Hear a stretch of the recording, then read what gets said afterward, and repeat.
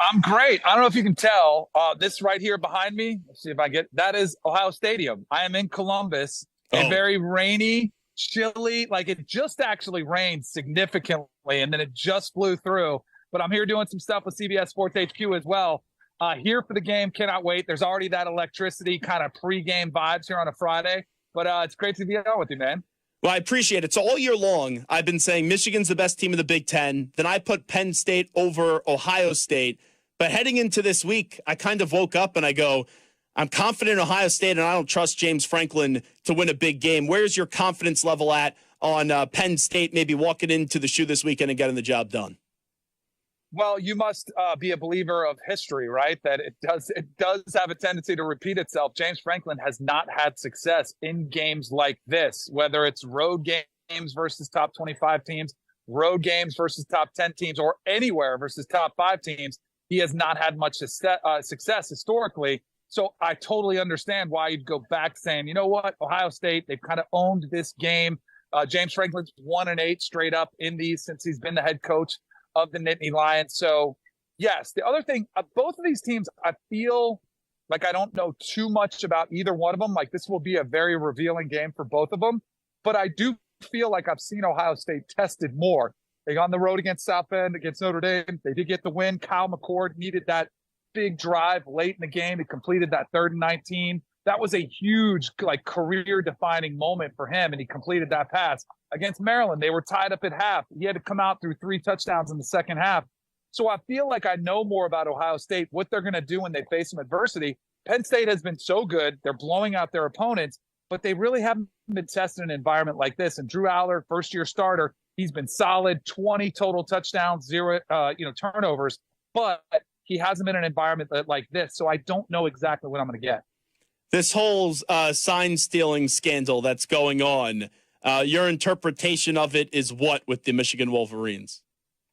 Doesn't it feel a lot like the baseball scandal? I mean, it really does, because there's some similarities. For one, both sports have always been trying to steal signals, right? Stealing signals has always been a thing in college football. Opposing coaches will try to do it on game day. They'll try to go watch the TV copy, even the broadcast copy of games, to try to take notes. But then all of a sudden you cross this line that's it is a rule, but it also is an unwritten rule. Like, you just don't send scouts out on the road and possibly with video cameras and try to take it to this level. And it feels like the Houston Astros. Always in baseball, we've always seen that the game within the game. If you're not cheating, you're not trying. If you have a runner on second, you're trying to see those signs from the catcher, but you don't use electronics. You don't use the broadcast during a game and bang on a trash can. It feels very similar, where Michigan just took it to a level that you're not supposed to. What is fascinating is we haven't seen this before. We haven't seen anybody gotten caught doing this before. So what does the NCAA do? Like, what is the punishment for this? How serious could it be? We truly don't know. And I'm sure you're aware of this, Zach, because the NCAA never moves quickly on anything. Yeah, it doesn't impact anything. Yeah, does it impact anything this year? I have no idea, because we don't know. I mean, now I'm starting to see there's pictures out there of this analyst who is actually, on the sidelines. They have picture him at opposing stadiums. But I really am curious to see what type of evidence comes forward and how significant a penalty could be for the Wolverines, when I think they are the best team in college football. We're here at Ohio State. I do think Michigan is the best team in college football right now. You better be careful in the environment you're in when you say those things, Danny Kanell. I don't need to see you get beat up on this show with nothing that I could do, just being here with you on Zoom. So the Michigan thing, to me, it's impossible to not just look at what happened this offseason with the recruiting violations and say, is this the NCAA making this a you-know-what swinging contest and trying to be petty here once again, where the NCAA usually ignores a lot of things. And if this wasn't Harbaugh and this was another coach, maybe they would have just swept this under the rug and not made this that big of a deal. Your thoughts on that? So initially that was my hunch too. Like, man, Jim Harbaugh has been very combative with the NCAA, very critical. He's called them out. I think he thought the entire investigation was a joke, that, I have to go get a hamburger, a cheeseburger with a player, and I got to worry about that. And there were some other more serious allegations. And Charlie Baker was quick to point that out, that it all wasn't over a cheeseburger. But there is a contentious relationship. So it felt like, really? You want to try us? Well, we'll show you. And And Charlie Baker, the new president of the NCAA, he has an opportunity to really kind of put his foot down and so that we're not going to get pushed around. But the more that I've heard about this, I do think, again, another similarity with an NFL scandal, similar to Deflategate, when the Colts told on the Patriots, you're starting to hear other anonymous coaches within the Big Ten saying, enough already. Like, this is kind of ridiculous. This was such the kind of secret that everybody knew was taking place. My hunch is that it was another team that turned in Michigan. Or think about the turnover on staffs. Maybe there's a former staffer who was disgruntled, maybe didn't get a raise or left somewhere else, and now their competitor. There's a ton of movement in college football coaching circles. So my hunch is that somebody handed this to a silver platter on the NCAA. And then you talk about that relationship. The NCAA is like, all right, yeah, this is great information. We'll go ahead and act on it. So it's probably a combination of both. Do you think that person has a very dark beard and maybe walking around the campus that you're on right now and name could be Ryan Day potentially? It absolutely could be. It wouldn't surprise me at all. I mean, the rivalry runs deeper than just a little friendly trash talk. I mean, it is super competitive on the recruiting trails. There's a lot of negative recruiting that takes place. There's always animosity between these two schools. It wouldn't surprise me at all. And I'm sure you saw the circulated video. I think Greg Schiano has now, Rutgers has officially kind of said, no, that was about the officials in that game. But it was kind of odd. He didn't, why not call out the officials as opposed to saying there are some weird things going on? That to me says that might have been Greg Schiano calling out the signals, signal stealing controversy that's taken on. But yeah, it wouldn't surprise me if it was Ryan Day one bit. How about Florida State this weekend? I know Duke may be getting their quarterback back. That's still uncertain. We know Florida State has had a really good season, but Mike Elko's done a good job at Duke. How do you kind of think this game will play out, Danny Kanell?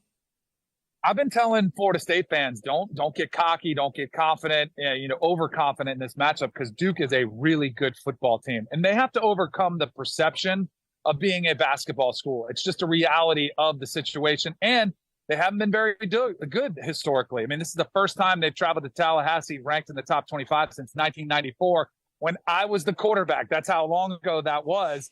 So it's, and Mike Elko, and they're trying to overcome that. But if you go watch the film and you see what they did against Clemson, you see what they did against Notre Dame, they went toe-to-toe athletically, physically, in every phase of the game with those programs. So I think Florida State will have their hands full.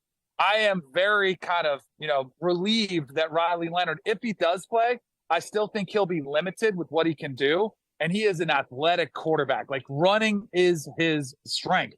And even if he does play, which I don't think he does, but even if he does, he will not be 100%. And if he can't run the way he was able to against Clemson, where he took over the game, I think he has limitations. So I like Florida State to win in a lower scoring game because I think Mike Elko is a really good defensive mind. I think he'll be able to slow down Florida State's offense a little bit. I mean, Florida State has so many weapons, but I think he'll be able to provide some sort of a headache for Jordan Travis and company.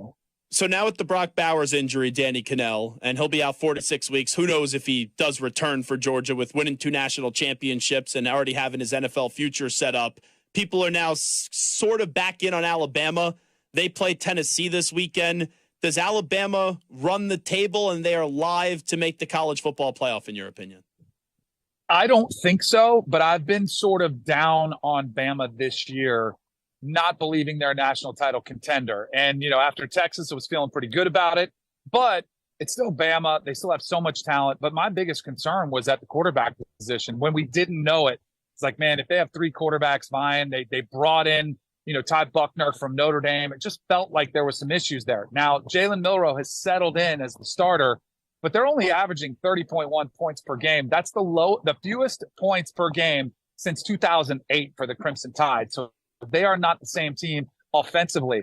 I think they have enough to win. Tennessee is not the same offense they were last year. I think Bama will win this weekend, but I do like Tennessee with the points. But then keep an eye out for the LSU game because Jaden Daniels is playing as good as anybody in the country, even with 2 losses. I think he's playing good enough to win the Heisman Trophy.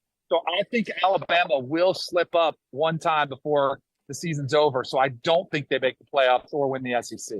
By the way, what's going on with you and Coach Prime? Because I love Danny Kanell. I also love Coach Prime. And I see the two of you just going back and forth with one another. I feel like I am the child in a parent divorce here between the two of you.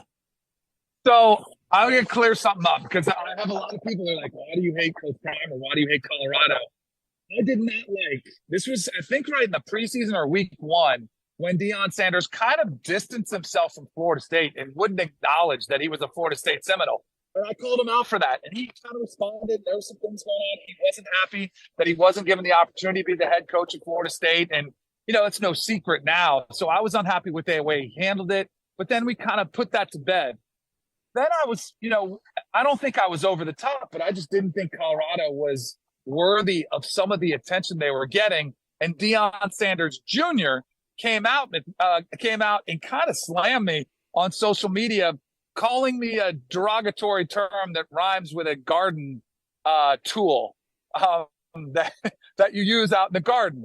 I can, you know, I don't know what kind of language you can use on here, but we'll keep it clean. So he came after me.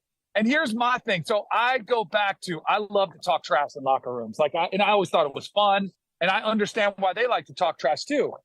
But I'll give it back. So when they lose or when they beat a team that's 1-5 and they're out there celebrating the other team's face and Shador's putting up his watch and doing the celebration, I'm going to call it out. And when they lose to a team like Stanford, I'm going to give it back just like they give it out when they're winning.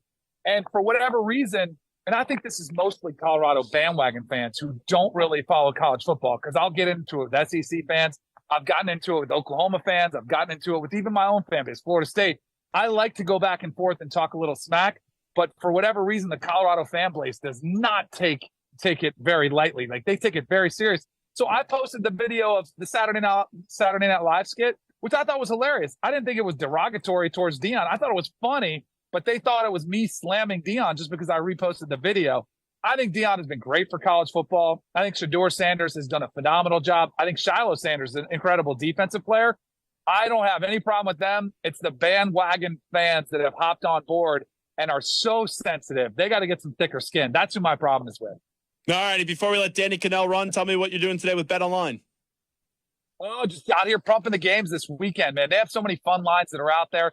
Heisman odds, championship odds, you know, regular game time odds, but they also get into some of the specialty lines too. It's always fun, man. So check it out, betonline.com for all the different action. He is Danny Kanell. Danny Kanell, you be careful on that Ohio State campus, all right? It's starting to rain. I don't know if you noticed, I moved under the umbrella here. It's starting to rain. I hope the weather clears up. I think it's supposed to. It is a nasty, ugly Big Ten fall day right here in Columbus. Well, here's the big thing. Is someone holding your umbrella like Rodney Harrison 2 years ago on Sunday Night Football? Or is this by yourself? It's on a stand. So I have that. Wow. No personal umbrella holder. Yeah. Look at that. A very bougie Danny Kanell with this umbrella holder on a stand. Danny, appreciate the time. Thank you. You got it, Zach. Have a good one.